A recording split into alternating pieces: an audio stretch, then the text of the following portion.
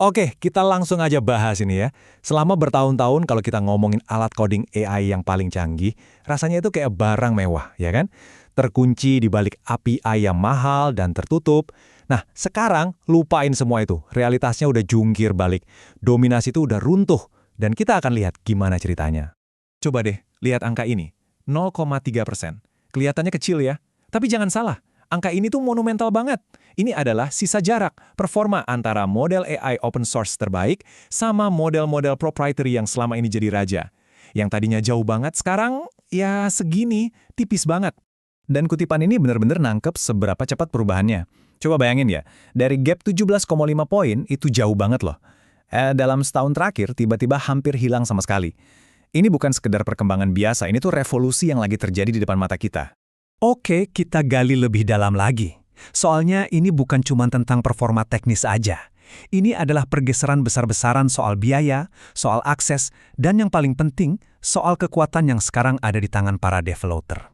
Nah, sekarang lihat ini. Dinamika biayanya udah kebalik total. Model kali open source kayak DeepSeek itu sekarang bisa sampai 10 kali lebih murah. Artinya apa? Artinya, teknologi AI canggih bukan lagi cuma mainannya perusahaan gede yang dompetnya tebal. Dan biar kalian tahu, ini bukan cuma tren sesaat. Lihat aja data pasarnya. Model open source itu bukan lagi anak bawang, mereka sekarang mayoritas. Ini nunjukin kalau adopsi dan kepercayaan terhadap solusi open source itu udah masif banget. Sekarang, yuk kita kenalan sama beberapa jagoan di balik revolusi ini. Yang pertama ada Qwen dari Alibaba.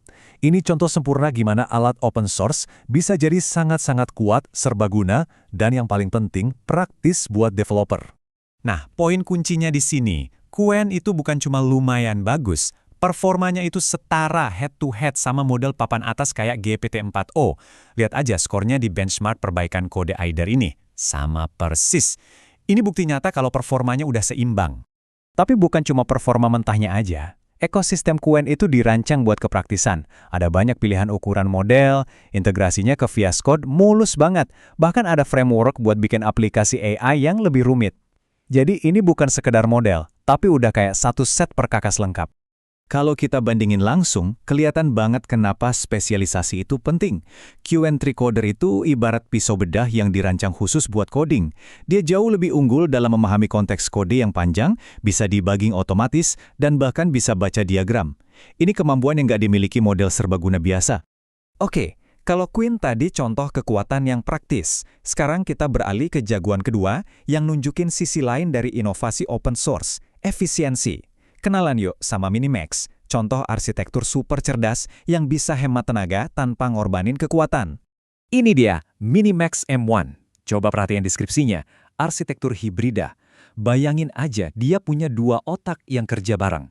Satu otak super kuat buat ngerjain tugas berat, dan satu otak lagi super cepat buat efisiensi, terutama buat mikir jangka panjang. Jadi, apa sih Lightning Attention itu?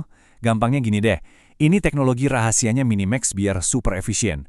Kalau model lain itu kayak baca buku kata per kata, Lightning Attention ini kayak speed reading, dia cuma fokus ke poin-poin penting. Makanya dia bisa memproses informasi super panjang tanpa boros energi. Nah, ini dia hasilnya. Di kiri, kita lihat performa Minimax ini bersaing ketat sama model-model elit. Tapi, yang bikin kaget itu grafik di sebelah kanan. Dia bisa mencapai performa top itu cuma dengan 1/4 bahan bakar dari para pesaingnya. Ini benar-benar definisi efisiensi. 1 juta token. Sebanyak itulah jumlah token yang bisa diolah Minimax M1 dalam sekali jalan.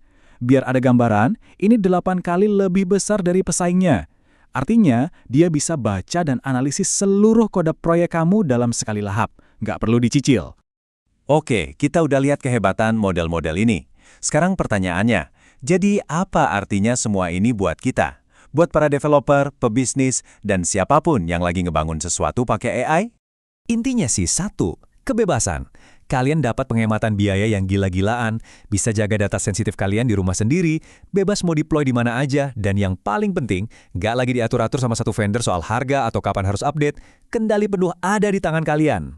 Dan ini bukan cuma soal teknis loh, ujung-ujungnya ini soal bisnis. Data ini nunjukin kalau pendekatan open source itu secara langsung ngasih return on investment yang lebih tinggi. Penghematan dan fleksibilitasnya itu benar-benar jadi keuntungan finansial yang nyata. Oke, kita udah hampir sampai di akhir. Mari kita rangkum seperti apa sih realitas baru ini dan kemana arahnya dalam waktu dekat. Karena satu hal yang pasti, cara kita ngoding udah berubah total selamanya.